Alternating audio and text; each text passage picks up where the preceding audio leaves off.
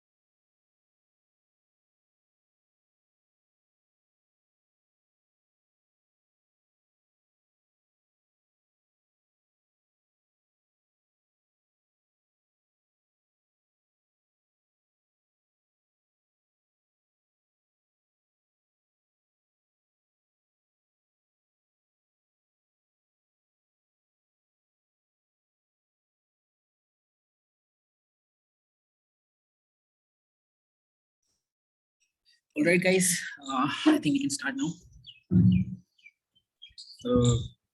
Yeah, we are given total weight of the aircraft, non-varying static, wing area, center of gravity position,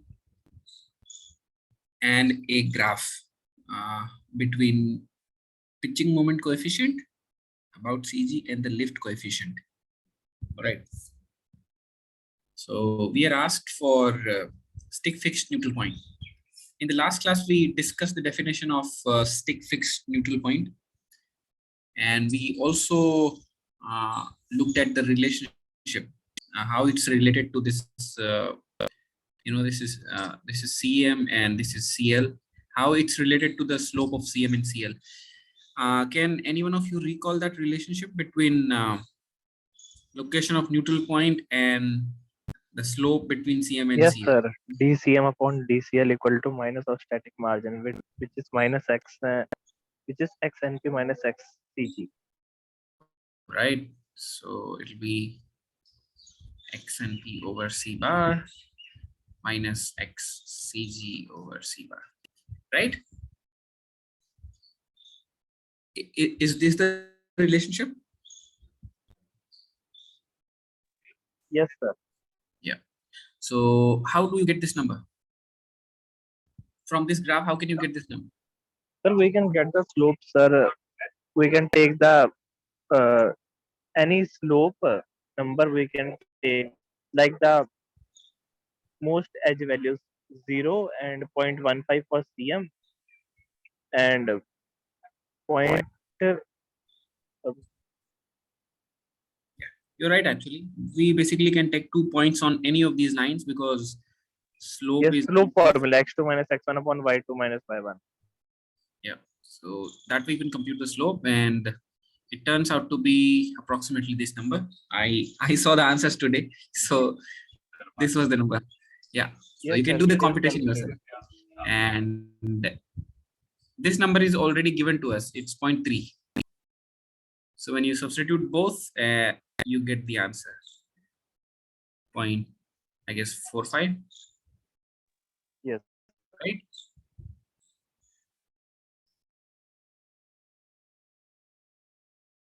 All right. But it doesn't seem so, actually, because if I put it -1,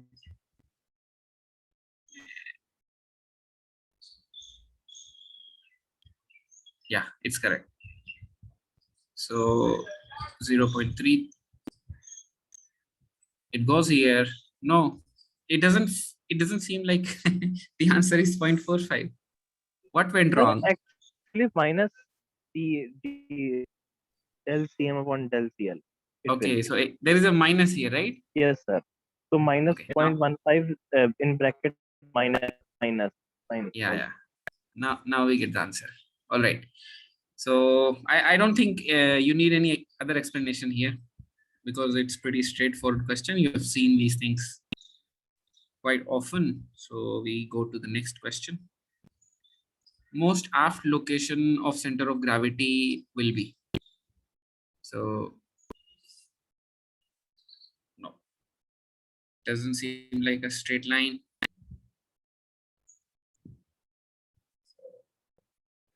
Draw a straight line. We'll call it the leading edge. We'll measure all distances from here. And let's say this is the current location of CG. And this is the current location of the neutral point.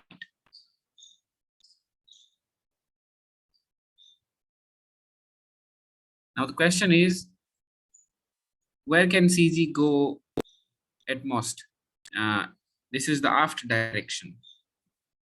Okay, this is leading edge from where we are measuring all distances. Leading edge of the wing. Now, what would be the answer for this question? And how will you think about it?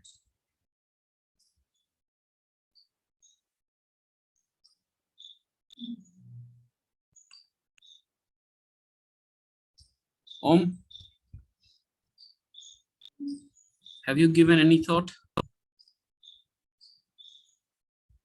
Can you hear me? The max it can go is till the neutral point. It shouldn't go beyond that. What will happen if it goes beyond that? It will affect the longitudinal stability. Will it become unstable? Yeah, it will be. Perfect. So the most, most aft location of center of gravity is this. But uh, but have you seen answers like answers they've given on the website?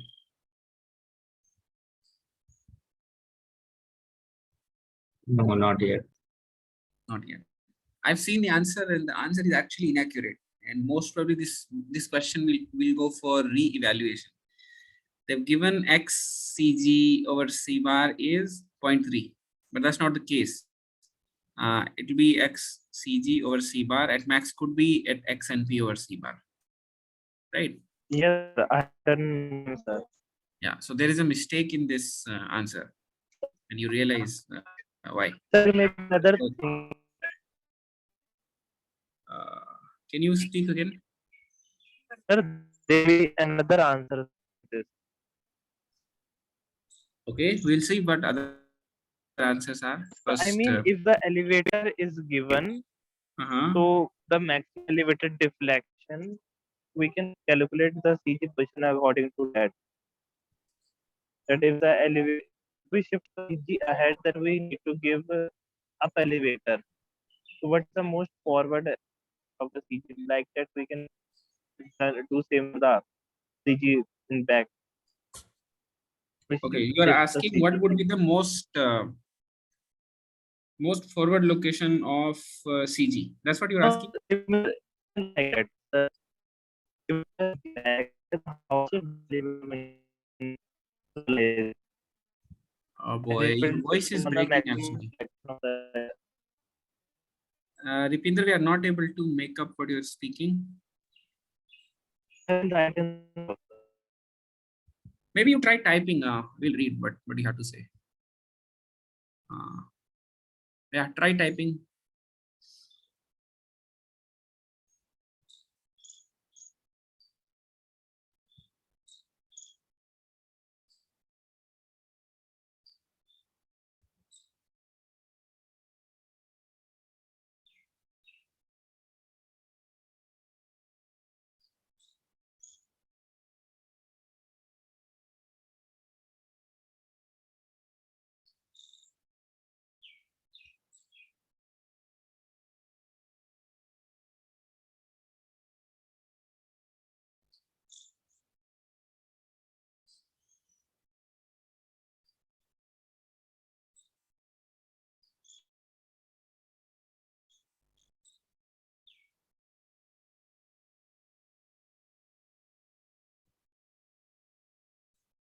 Okay.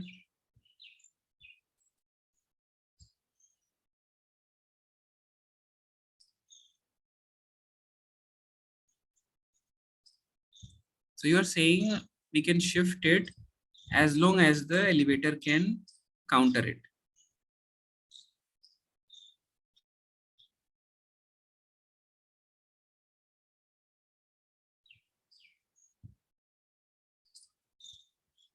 If CG shift back, so we can give down elevator to counter the moment, and maximum deflection of elevator decide the most aft position of CG. Oh, okay. Let's analyze whatever you have to say. Wait.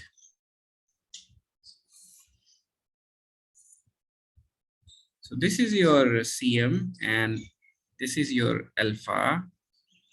Usually, let's say we have a nominal curve like this.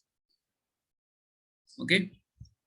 This is one nominal curve at elevator deflection equal to, let's say, 0 degree. Now, when you deflect aileron in one direction, you will tell me which way.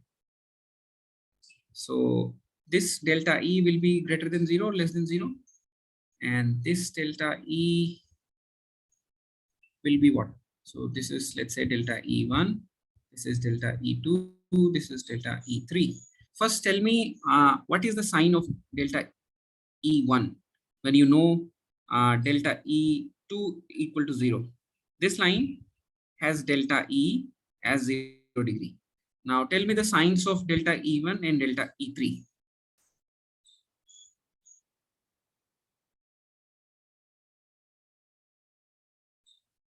Both of you, there are two people, Om and the other name Maulika Prasanna and Om. We are analyzing his statement. He said so much so we can shift it as much elevator can counter it. So let's Sir, see delta E1 will be negative. why. Positive, sorry, positive. It will be Okay, positive. Delta E3 will be negative. why? Like I'm asking why. How are you thinking?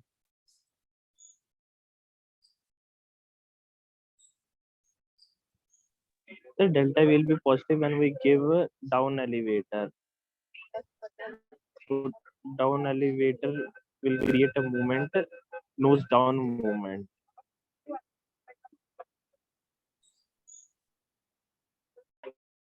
Nose down moment, which means the value of CM will be less. Yes, sir, negative.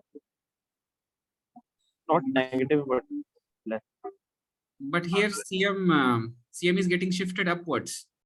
So when does it get shifted upwards? For a positive deflection or a negative deflection?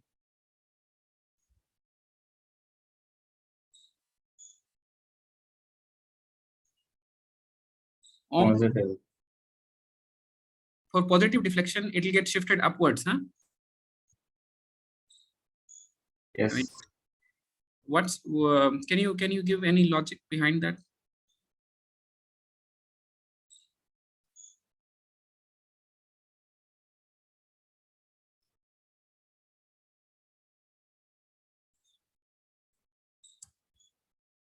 CM is usually written as CM naught plus CM alpha alpha plus CM delta E delta E.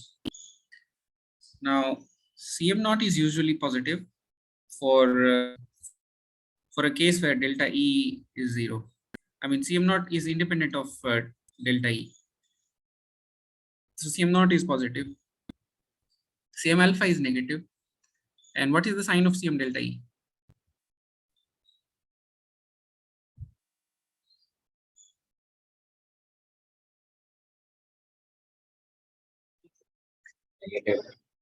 Negative. So if the curve is getting shifted upwards, which means CM naught plus something is getting added here, right? Some number. Let's call that number some beta. That beta is getting added, right? So this whole thing become the intercept at let's say alpha is equal to 0. If alpha is equal to 0, this number gets cancelled. So beta has to be positive. So beta is positive when delta E has a sign of this whole number is beta. This number is beta. This number is beta. Wait. So now can you rethink what is the sign of delta E1? Ripinder, Om, Malika Prasanna. Will it be greater than 0 or less than 0 for getting shifted upwards?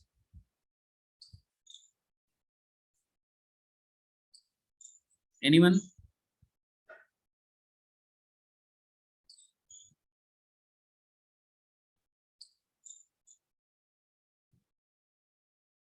It has to be less than 0, no? In that case, only this number will be positive because it's a negative number. It has to be multiplied with a negative number. And this is 0, and this is obviously then greater than 0. Okay. Yeah. Now, Ripinder was saying we can counter shifting CG with delta E. Now, what happens when you shift CG?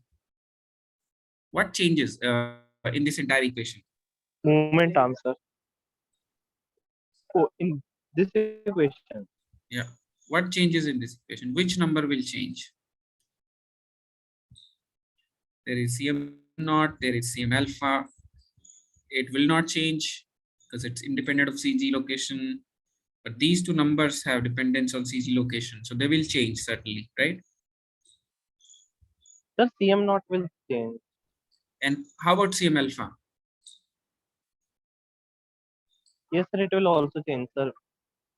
So what happens when CG goes to neutral point of the aircraft? What happens to CM alpha?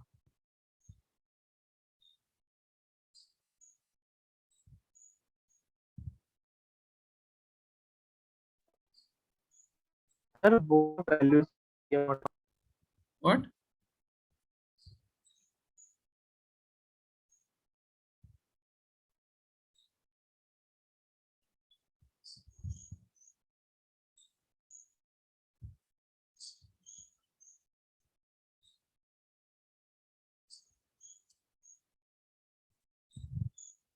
We are not able to hear you. Om, you have something to say? What happens to CM alpha when CG goes to neutral point?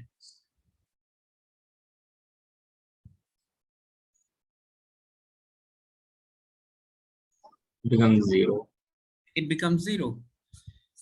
It becomes 0, which means there is a flat line, right? Even if angle of attack changes, no CM will be generated. Aircraft will become neutrally stable. So what can generate moment? Any moment, positive, negative, whatever. Only this term can generate moment, right? Yes. And when we want to trim the aircraft, even then, so we have to counter CM naught with something, and that number is this. So he is correct. If this term disappears, if this term disappears, then you can still counter, you can still trim the aircraft, right? At any arbitrary alpha, because alpha is not affecting this equation anymore when XCG is at XNP. But you can trim the aircraft by changing this. The aircraft will be neutrally stable. But usually what happens is, especially in these assignment, we're talking about statically stable aircrafts. And for statically stable aircrafts, you can shift CG at most until NP, until neutral point. You can't shift beyond that, right? For statically stable aircraft, or at least neutrally stable aircraft. So that becomes the boundary point. So your argument, your argument has some strength. You can do something with CM, even when you lose your static stability, because this term is positive. It's not getting affected, and it's getting affected from CG also. But I am assuming that it has a non-zero value, and that is also positive. But you can counter this CM naught with some deflection, because it's a factor which is negative factor. So if I want CM to be 0, I can deflect some value of some value of delta E can be obtained simply by CM naught or CM delta E ratio. So this is control effectiveness of the elevator. So it actually matters, right? You can have a delta E, still trim the aircraft. CM can be made 0, even though you are neutrally stable, right? Even you can be unstable also. Let's say if CM delta E is large enough and this amalgamation has a positive value or whatever sign it has, it can be countered through the control action delta E. So that's a valid argument, but usually we talk about statically stable aircraft, and that's why the answer would be CG should CG can only go until the neutral point for this question. Third question is, if pilot wants to fly at a speed of this in trim condition, what will be the trim coefficient at sea level? All right. What is the expression for VSTOL? Or rather any V. Let's say aircraft is flying at V. So what is the expression for steady flight?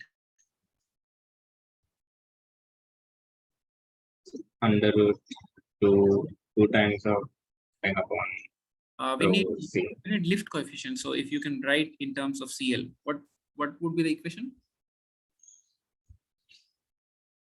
Basically, I'm saying L is equal to weight. So half rho V square CLS equals weight. So what would be CL? You can clearly see it will be half rho V square S, right? That is your CL. We are given the weight of the aircraft. We are given sea level. So you can take density 1.225. We are given the velocity at which pilot wants to fly. Surface area is also given. You have a trim CL. It was a pretty straightforward question, I believe. Next is, if pilot wants to fly at a speed 34.2 and it is 38.52, a different speed in trim condition, what will the elevator deflection in degrees required to trim the aircraft at sea level? Now that's an interesting question. You have changed the speed, okay? You've changed the speed. So definitely your CL will change, because CL depends on the speed at which you fly. So V you have changed, density and weight hasn't changed. So sorry, it's not, it's surface area. So V has changed. So CL has changed, right? Earlier you had a certain CL. Now we were not asked actually for that speed. What is the elevator deflection? There could be an elevator deflection question added in this case also. But here we have to do two steps. First step is to find the value of CL. So once you know the value of the CL, what would you do? How would you find out the deflection of elevator? Can anyone give me a hint?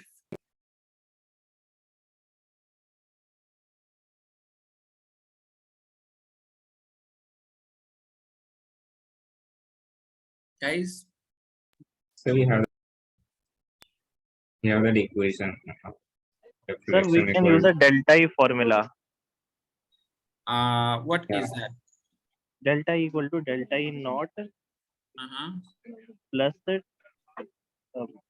dCm upon dCl upon Cm delta E. dCm upon dCl whole divided by this whole term divided by Cm delta E नहीं sir, CM delta E only. CM delta E. Yes sir, into delta CL trim. Into CL trim. All right. So how do you get this formula? Let's say I forgot it. I can't remember it. How do you get it? Anyone has any suggestions?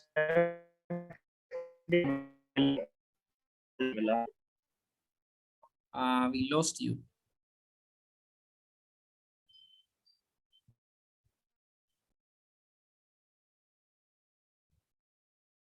Okay, so first job is to find out the CL at which we are flying. Once you know the CL, you can call it CL trim.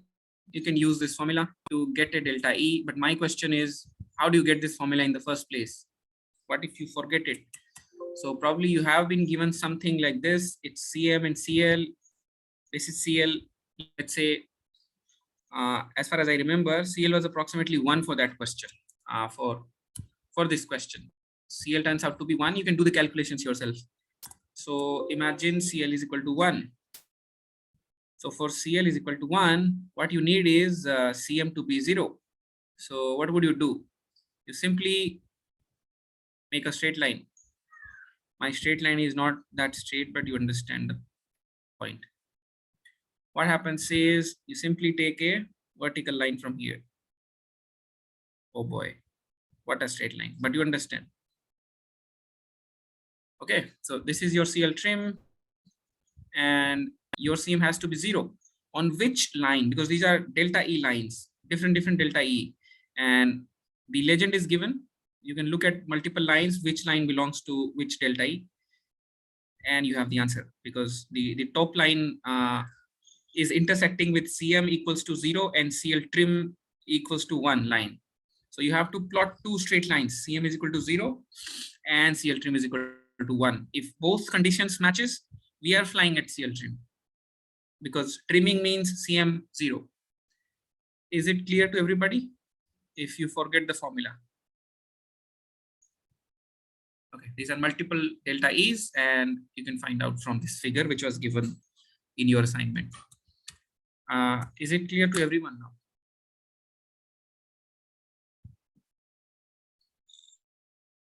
Guys, if you have.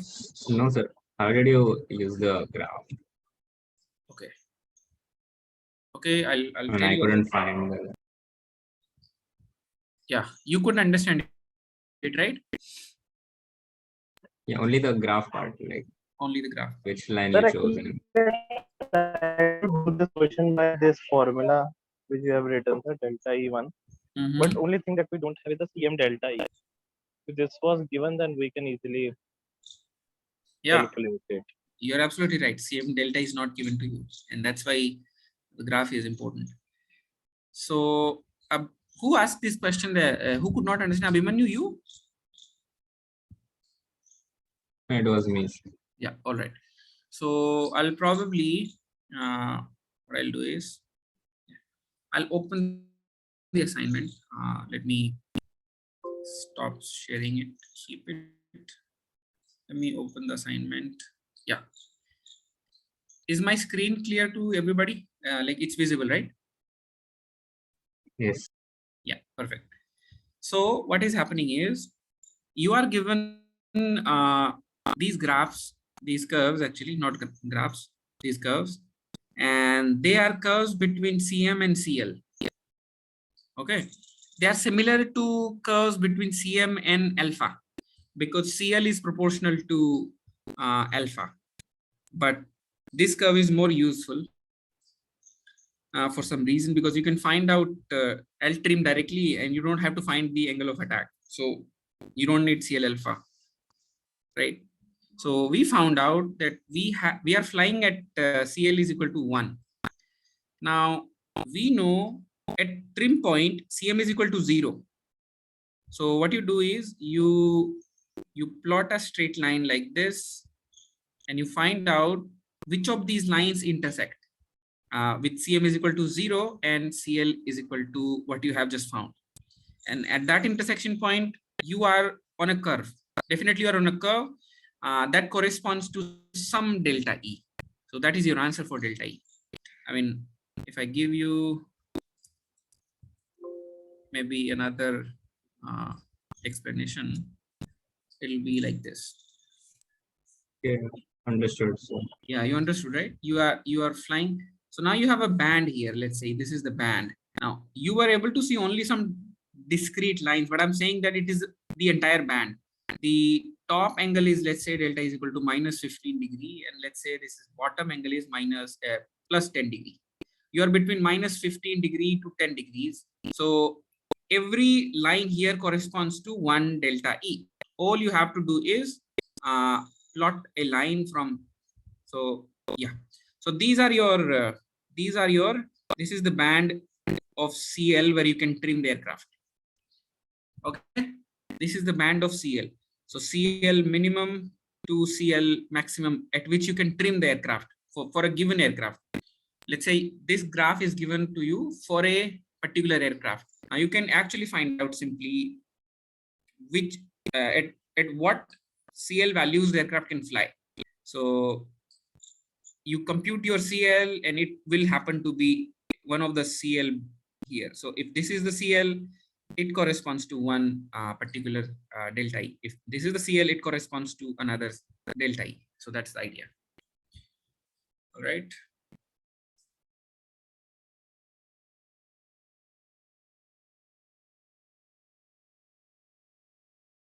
You can read the question on the current screen. Now, can anyone answer this question?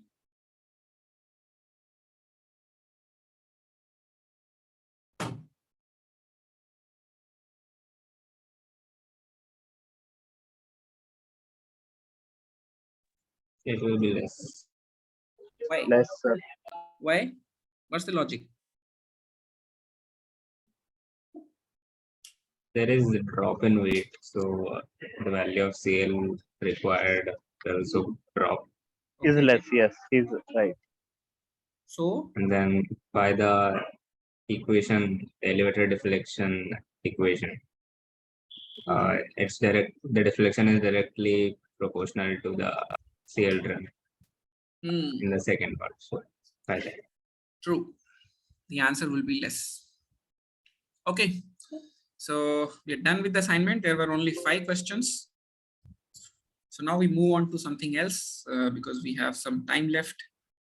So what we will do is, yeah, in the last class, we were reading this chapter from Anderson, the design book. So what we tried in the last class is we tried estimating the fuel weight and the tank capacity, total weight of the aircraft. So we did these calculations. Okay. So today we will do the estimation of maximum lift coefficient, estimation of the critical performance parameter. So for everyone's clarity, what we're really doing is this. Let's bring everyone on the same page. 8.2, this is the requirements. So we are given a requirements table. Our job is to design an aircraft that satisfy all of these requirements. And by reading this chapter, we want to make sure that how to translate these requirements into aircraft properties. Okay, these are the specifications usually customer will specify. They will give you maximum speed, range, rate of climb, stalling speed, landing and takeoff distance. All of these things are given to you. Now, it is our job to estimate a particular design. Okay, it's our job to do that thing. So first thing we do is we estimate the weight of the airplane, and we do that by breaking down different phases of flight. So we break down the mission profile, and we do the weight reduction, weight ratios for every segment, and we do some mathematics, and we use historical data on some fractions. For example, empty gross weight fraction, right? Now we had done all of these things in the last class. Now today we want to understand how to choose an airfoil for the requirements that we are given. Now this book is telling us that what we are designing is a general aviation aircraft, and what historically people have done is they've used NACA 4, 5, and 6 digit airfoils for these purposes, especially in United States. This general aviation industry, they prefer these 3 airfoils. Now, as a specific example in this chapter, this author has given 2 airfoils to us, NACA 23018 and NACA 23012. So these 2 airfoils. Now we'll see why 2 airfoils. Okay, so let me open the notes.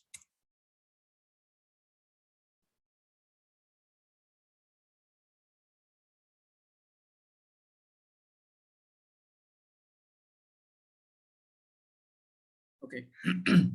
So the author is basically saying to us that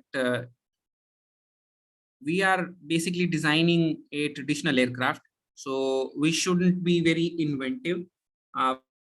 We should be simply evolutionary, and whatever has been done, what kind of airfoils have been chosen, we can start from them right away. So what he has said is, wing has 2 sections, 2 important sections. This is the root section where the airfoil is slightly thick, then the tip section where airfoil is slightly thin. So what we should do is we should do a linear interpolation of these 2 airfoils. Every point. So a point here will correspond to a point on the top surface here. And the thickness of the airfoils in the middle is basically linearly interpolated. You guys understand linear interpolation, right? Yes, sir. You take 2 extreme points and you put a straight line between them. So everything, all other points in between lies on that straight line. Okay. Now, can anyone read these 2 numbers for me? Like, what are they? What they represent? These numbers.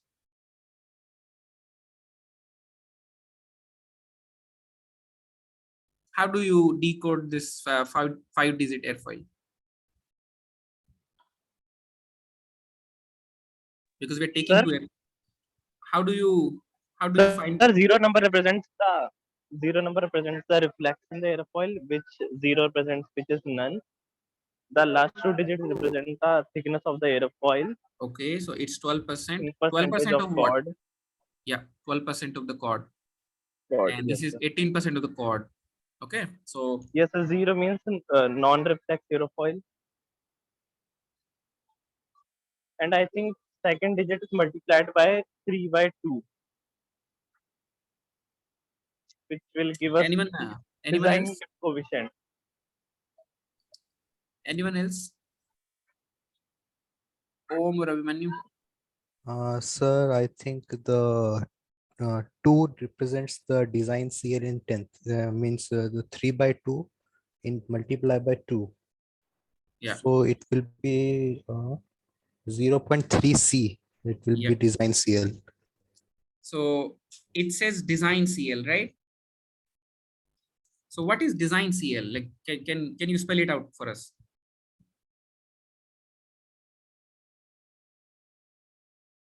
Like we will take the initial initial value for the CL to be 0.3 of C. Sorry. Maximum CL that this airfoil can achieve Uh, before stalling.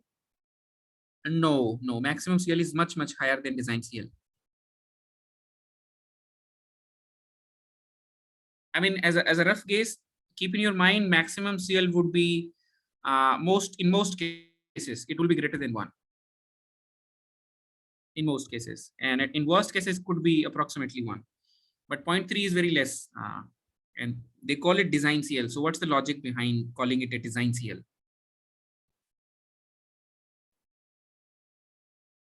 Okay, so I have a hunch. My hunch is that it should be a CL for which CL by CD is maximum.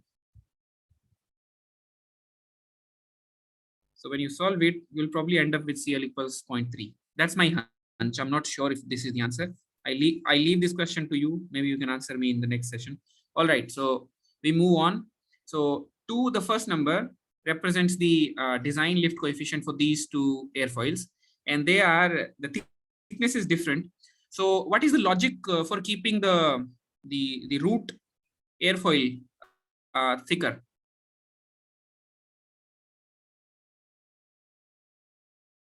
Guys, anyone? Why do we keep the root airfoil thick?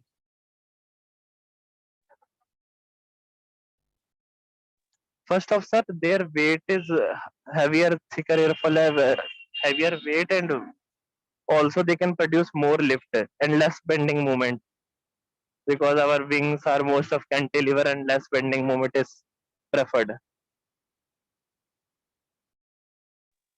Anyone else?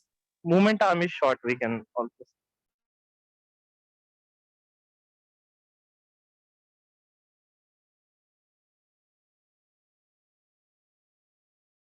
Om and Abhimanyu, you have something to say? Why do airfoils on the root are usually thicker than on the tip?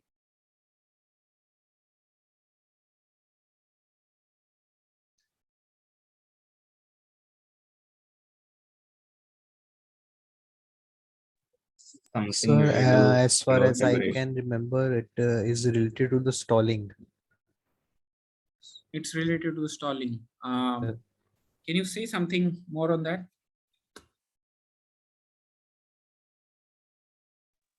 Yes, sir, we prefer root airfoil to stall first than the tip airfoil because ailerons are nearly at edges. That is good.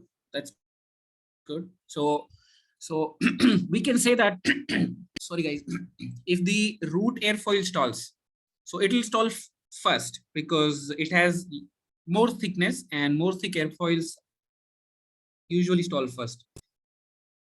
So what happens when let's imagine the section of the wing near root is undergone stall, and the region on the tip, it's not under stall. So this area is under stall. So what is going to happen? It's going to lose the lift here, right? So all of the force are being generated there.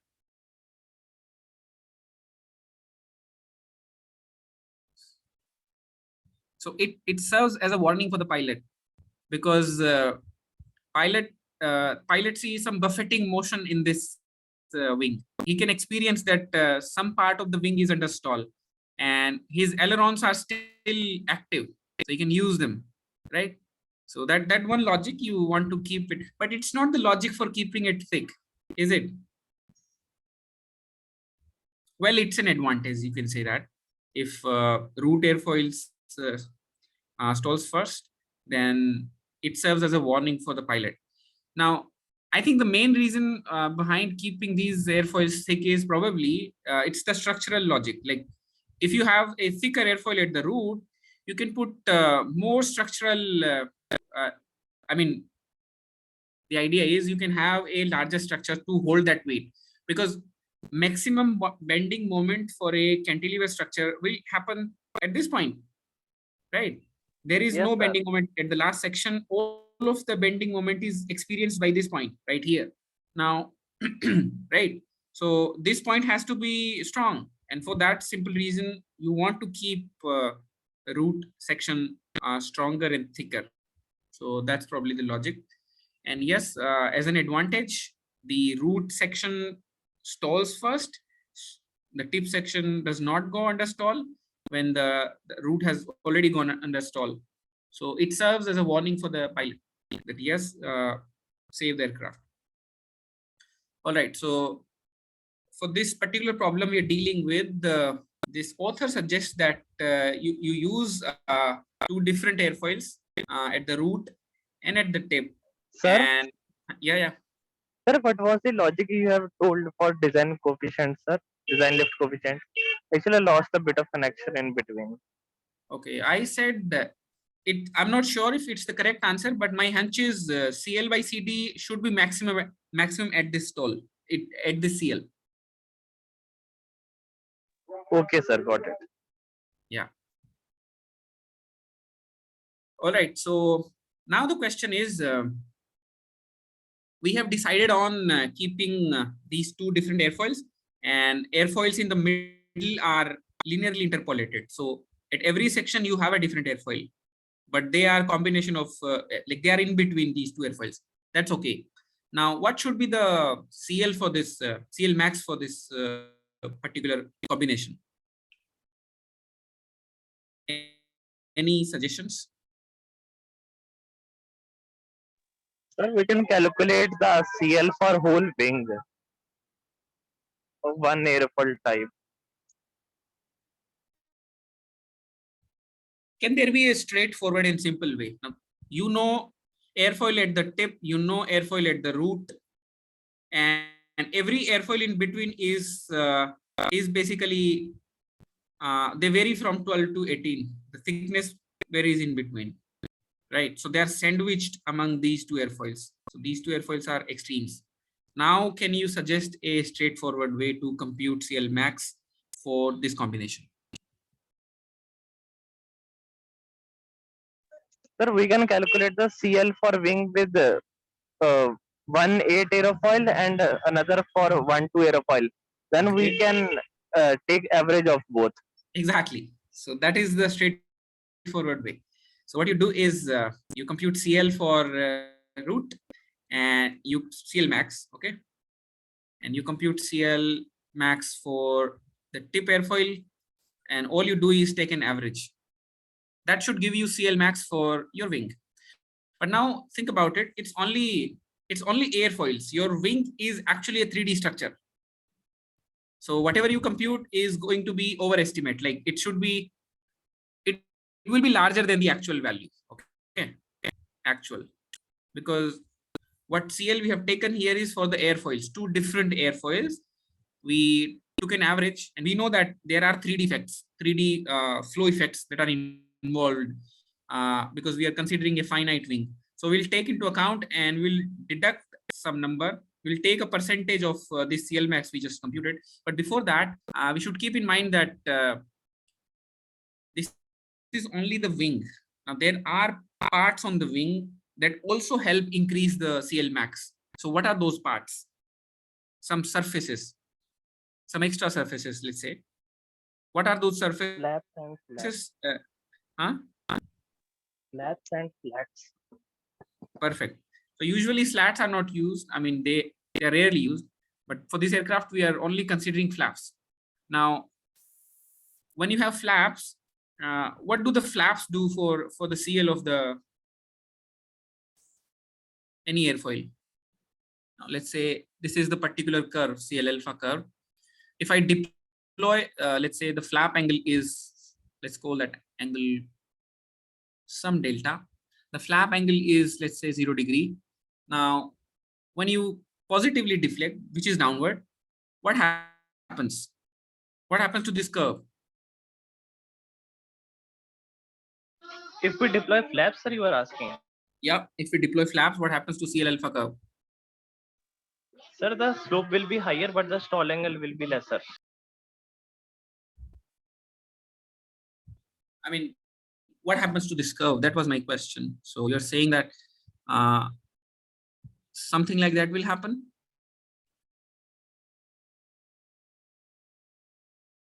Or something like this will happen? You have option 1, you have option 2. What happens when you deploy the flaps to this CL alpha curve? It's a direct shift, okay? It's simply a shift, shifting upwards. It's not shift. The slope is different on these two. So CL alpha is different here, okay? For these two different, and CL alpha is equal for both. So does flaps change CL alpha is the question now. Yeah, they do. What was the answer? Yeah, flaps do have effect on CL alpha. They do have an effect on CL alpha. Okay.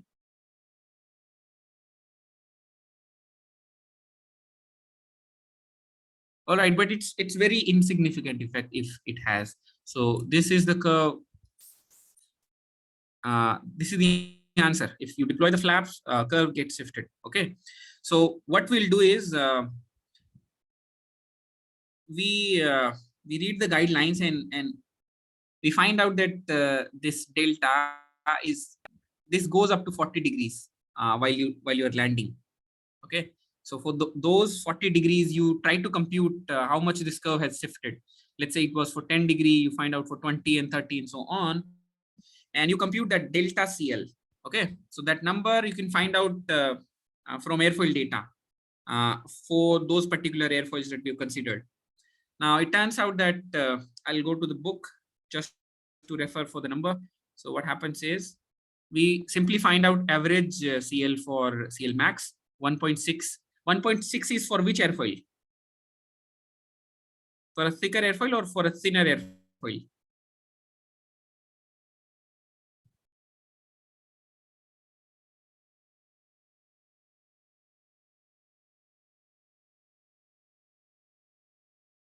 I mean, you can just read from here. For the NACA 23018, CL max is 1.6. So for thicker airfoil, CL max is less. Okay. And for thinner airfoil, CL max is more. We took the average. Now, not 40 degree, it's 45 degree. So if flaps are deflected 45 degree, there will be increase in the CL max. And that number is 0.9. That is also from airfoil data. Okay. We are not taking these numbers from just our mind. They are in the data. So what we do is we simply add. So this is the total CL max that we have. Now we have to consider the 3D effects and also finite aspect ratio that we have for the aircraft. So finally, to account for the 3-dimensional effect of the finite aspect ratio, we take 90% of what CL max we calculated. So remember the thing. We had two different airfoils. We took an average. Then we considered, okay, we deploy flaps also while we land. So we have to consider the extra increase in CL. So we computed that for maximum deflection of the flap. We had a total CL max net, the maximum that can go. But we also consider that, okay, they came from airfoils. Now we have wing. So we take only 90% of that. All right. So this is the CL max, and this number turns out to be 2.34 when we take 90% of the original number. Okay. Now we move on. We have computed CL max for the wing that we are designing. So this is the first approximation how we design the wing. If you have two different airfoils and they are linearly interpolated, this is how we proceed. So let's move ahead, and we want to now estimate the wing loading on the aircraft. So what are the main drivers for wing loading? They are stall velocity, Vstall, and the landing distance. Okay, they are the main drivers behind wing loading. You guys understand the term wing loading, right? What is wing loading, if anyone can recall?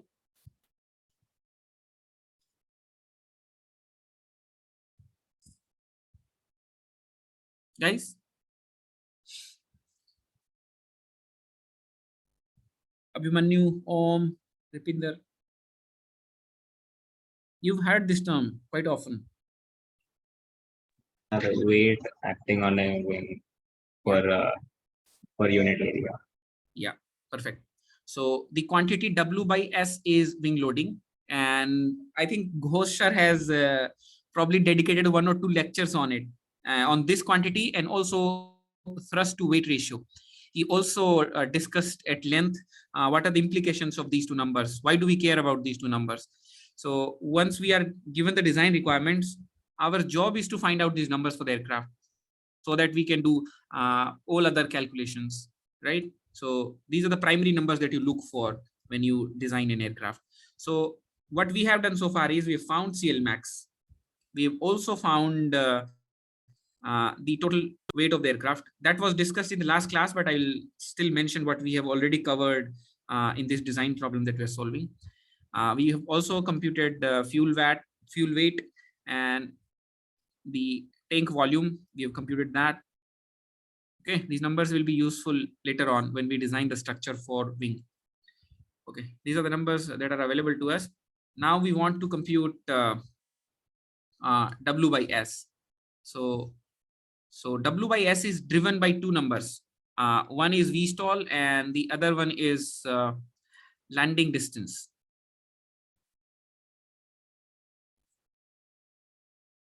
So if W by S is larger, what happens to Vstall? How the relationship works? If you increase wing loading, what happens to Vstall? And if you increase wing loading, what happens to landing distance?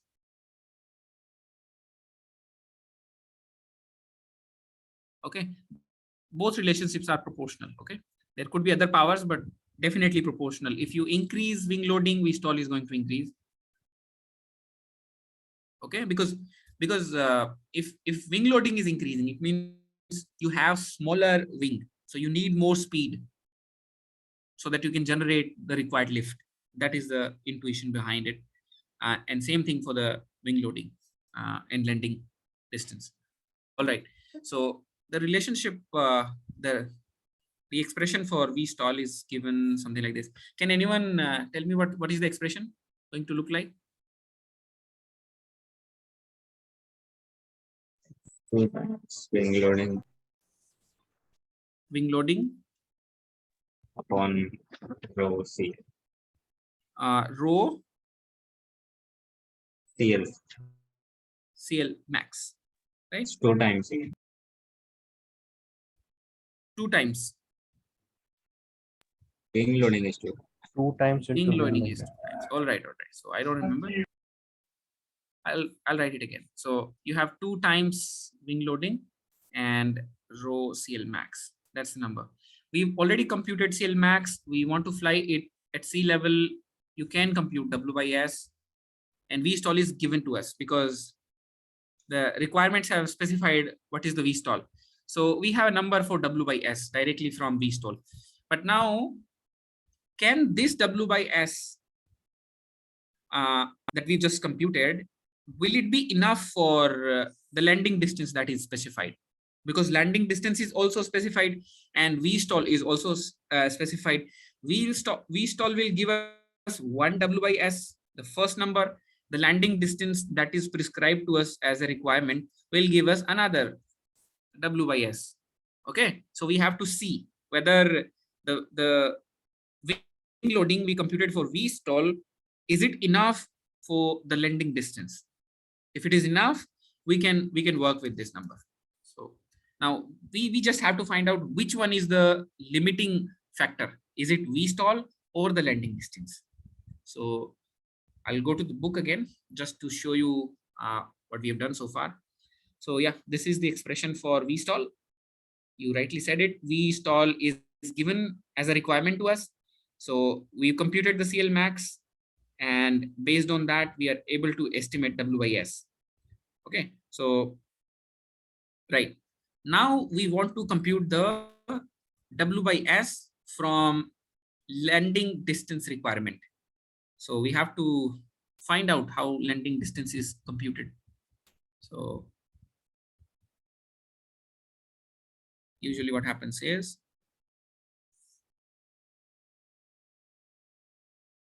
So we have an expression for that. We we have an expression. So all I'm trying to do is just give you a sense of what are the lengths involved. My straight lines are so bad.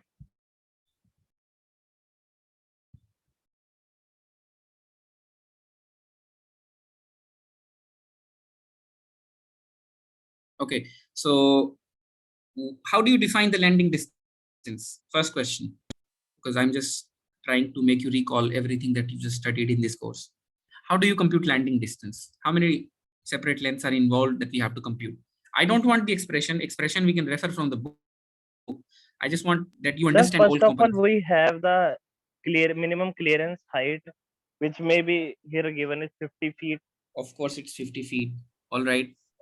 Is then the rolling distance Which one is rolling Three. distance here? From the moment touchdown, sir. This is flare distance. Till Yep, this, this is yes, flare this is distance, flare distance, and this and is then the rolling distance. ground roll. What is this distance? What is the name of this? Sir, if no thrusters or no braking is used, then it is called pre-roll distance. Or if it is used, then we can say as braking distance. Oh, you are talking about this distance? Yeah. It's called approach distance. It's called flare. It's called ground roll. So 3 separate lengths are involved when we land the aircraft, and this approach is computed from 50 feet obstacle. So when you land on the airport, you assume that there should be a I mean, you should have enough height that you can clear that 50 feet object. All right. So this angle is called the approach angle. Okay. And if this line is a tangent on this circle of radius r, then this theta a is equal here. All right. So this SF is nothing but sine theta part of r, and this SA is what? How can you compute it? So this height is 50 feet, and you can somehow compute this distance, HF, the flare height, and this distance will be 50 minus HF. Okay. Then what? Then you can define tan theta. Tan theta A as 50 minus HF divided by SA. So SA will be 50 minus HF divided by 10 theta A. So that is your approach distance. Assuming that you know the approach angle. Okay.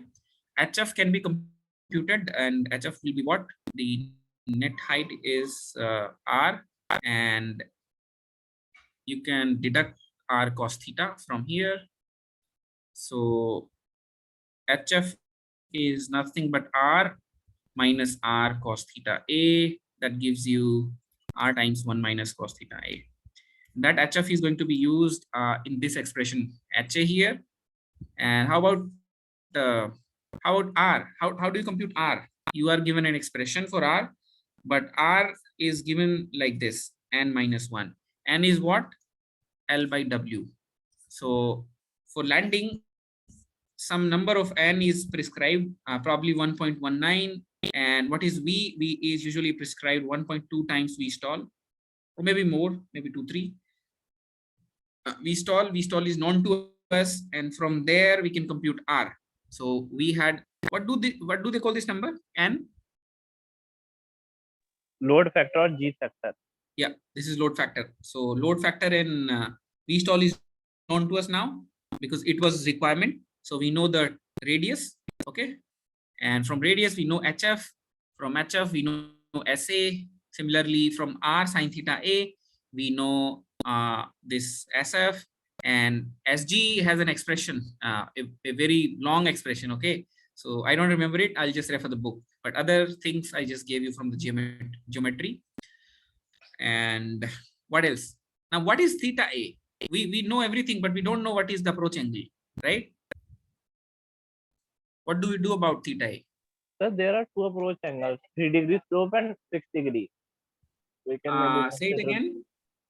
So there are two mainly used approach angles, which is 3 degrees glide slope and Very a good. 6-degree glide slope. Very good. So we're going to assume that theta A is less than equal to 3 degree for us. Okay. Very small approach angle, comfortable. So we're going to assume theta A equals 3 degree. And based on that, we're going to make a calculation. We're going to add all these distances, SA plus SF plus SG. And we are given a landing distance already. So there is a known number, a number N, let's say. It's known to us. Now, SA I think we SA we can perfectly compute as a number because we know the VStall. SF also we can compute as a number, but SG depends on W by S. Okay, so SG has W by S. So these two numbers will be deducted from N, and SG will give us W by S. So I'll show you in the book how it's happening. So let's go here. So SA is computed, SF is computed as a perfect number because everything else is known to us for theta A3 degree. Now SG, this expression has W by S in it, and all other things are known to us. One factor J, it's being taken 1.15 for commercial airplanes. So ultimately we have an expression, right? So SG has a an expression, and SG is computed from here. Number is known to us. So W by S is the only unknown, and we have a quadratic equation here. We solve this quadratic equation, and we end up with a number 29.3. And the author is saying compare this value with the W by S obtained from the landing distance constraint. So yeah, from landing distance it turned out to be 41.5, and from stall velocity requirement it turned out to be 29.3. So which one we are going to consider and why? Which one is the limiting W by S? The higher one or the lesser one? I think we should consider the higher one. Why? We should consider because sir, higher is we can use it as a buffer between the minimum and the maximum. No. Think again. Even the book is open in front of you. You can read it. I'm just giving you that hint also. I will give you the explanation, but I want to hear from you that you're following.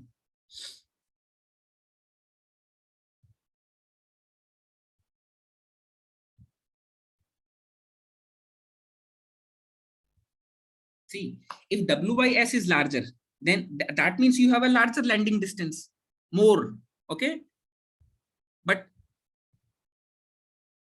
if you have a W by S lesser, which is about 30, you will have a landing distance less than 2200.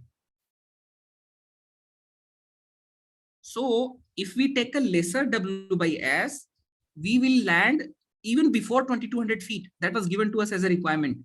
So the VStall is determining the value for W by S. Do you understand that?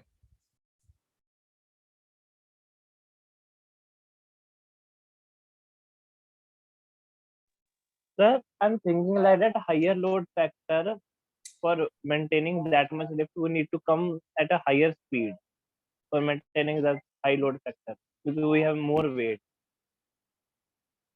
and less area to create the lift. So we need to come faster. So the landing run will be higher. Okay. That's why we taken the lesser value. Yeah. And from WIS, which we have taken from stall velocity as a limiting number, we compute the wing area S. And because weight was known to us, in the previous section, we did weight calculations, and from there, we are able to compute the surface area of the wing. Now we go to the other number, thrust to weight ratio. Now, first question is, what determines thrust to weight ratio? For example, WIS was driven by VStall and the landing distance.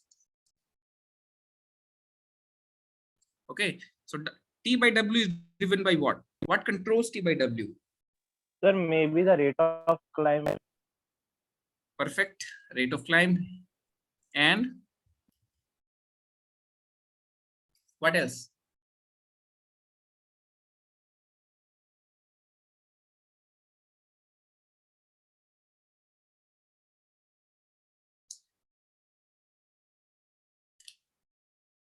When you fire the higher maneuverability or that's okay, but we are not given those kind of requirements here.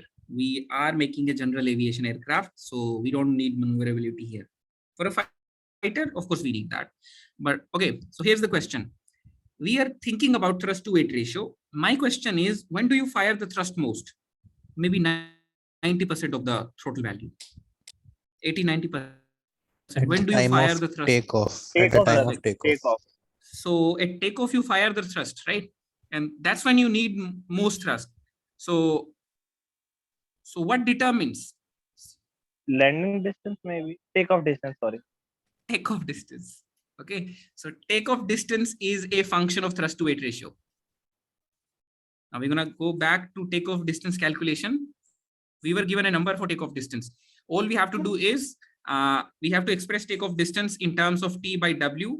We are given a number for this as a requirement.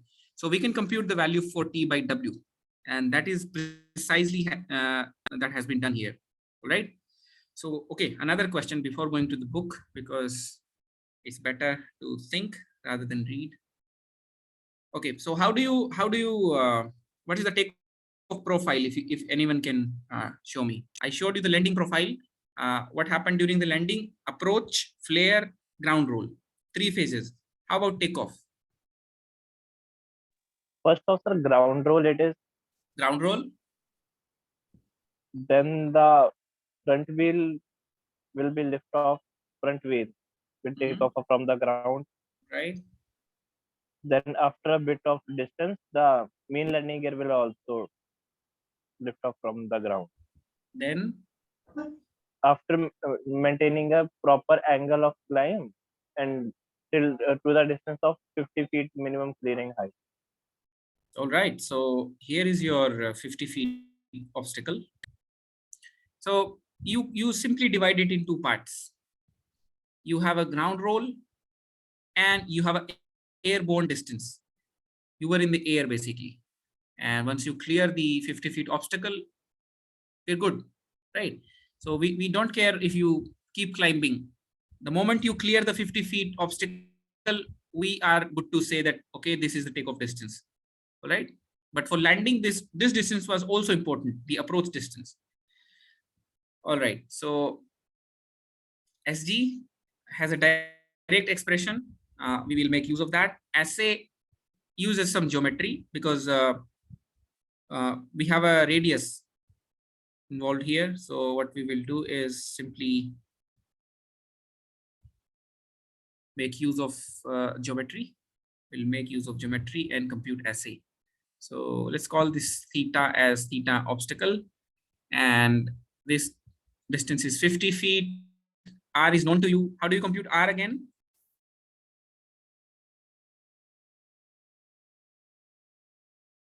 I mean, there was a factor, We 6. V into. Okay, some number was given here as a factor, V stall and G. So that was R given to us. And you may ask, how did this number come from? It came from. So we did this. We remember this thing always, G and -1. So for takeoff, there should be a prescribed what do you call it, load factor, right? And this V should be some factor of the V stall, let's say 1.3, I don't know, should be some factor of it. So when you square it, when you put the load factor, a number will appear here. So V stall G and this number. So that number is specified in the book. You can refer that. We compute R. From R, we have SA. And from the expression in terms of T by W, we have SZ. And we do that calculation for T by W here. So I'll show you what we are doing here. SG has a direct expression in terms of W by S and T by W. And CL max also, it's known to us. W by S is known to us. T by W is unknown for us. So we have SG as a function of T by W. Then we compute the SA, which turns out to be a number because R can be known exactly once we know the height of the object.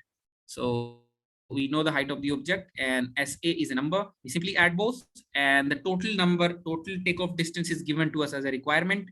So T by W is the only unknown. We find out this number. All right. So yeah. So for today, we will only cover thrust to weight ratio and W by S. And in the next session, we'll cover the next session, like next things, for example, computing the power, aspect ratio, CD naught, because we are designing a propeller aircraft. And then we'll end up with this summary. So all of these numbers we'll compute. Once Sir, you how many more sessions do we have? because exam is on 30, now you can compute how many Mondays we have. So we'll go for configuration, layout, and so on. We'll cover those things much faster. So I'll recommend read this chapter from Anderson's design book so that you can ask more questions, in-depth questions, because right now I'm just touching the surface. I'm not even going in depth, right? I'm touching, scratching the surface of it because I feel like you should know the whole flow. But if you read on your own and then ask me questions, that makes the discussion interesting. We can dive deep in depth. All right. So this is it for today. We'll see you tomorrow. Not tomorrow, in the next session. All right. I'll stop sharing. You guys can leave the Sir? meeting. Yeah. Sir, when will our exam ID will come to us? I'm not sure actually, but the exam is on 30th April. Yes, so there are 2 or 3 more tentative dates they are saying for 2029 30. Yeah. So See, sir, I'm when we not can registered for download the our course, and I Okay. know nothing about the course, what's happening there. To be honest with you, I'm not registered as in the course, so I take the assignments from the other TA, Tanya. So I know nothing about these things. And Patel is managing this. We are only assigned for teaching, so I take assignments. I see what concepts are covered. That's all I do. So I have no answers for when and how exams will be taken. Okay. No problem. So Yeah. thank you. All right, guys. See you in the next session. You can Okay. take the meeting now. Thank you, sir. Yeah. Welcome. I would like to ask Abhimanyu. Hello. Yeah. Yeah. Did you receive anything else from the transaction receipt from the No, NPTEL? I think the admit card will be generated, I think 2 weeks before the exam. So after you registered, you only had an email about the Yeah, that you have transaction registered successful. for the exam, and yeah, nothing else. Okay. Yeah. That's it. Thank you. Okay.